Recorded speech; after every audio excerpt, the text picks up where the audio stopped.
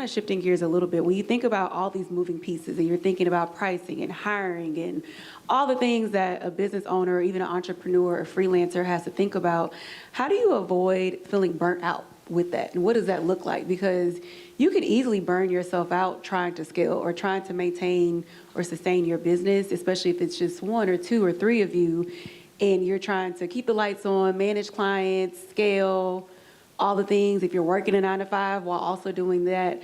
What did that look like for you all on your journey to scaling your businesses where you are, scaling your role to where you are, of managing the potentials of burnout? So first and foremost, I won't say I don't believe in burnout.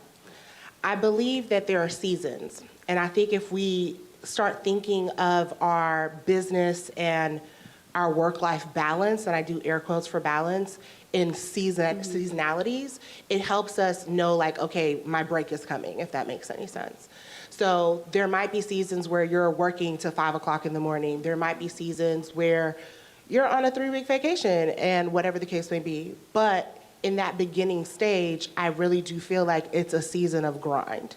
So in that stage of working towards retainer clients and so on and so forth, building the team, you have to, it sounds horrible to say, you either have it in you or you don't.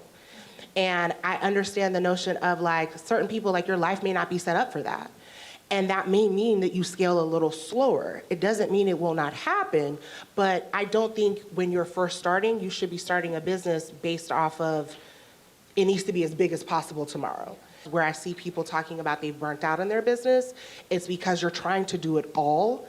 Because what we see on social media is, once people, I wasn't sharing on social that I was going from studio space to studio space. You didn't see those days. You then, all of a sudden, it looks like, oh, she now has this huge studio, she's working with this person. And so it's the reminder to yourself that if you're starting to feel burnt out, maybe you might need to take a moment and recalibrate what you're building.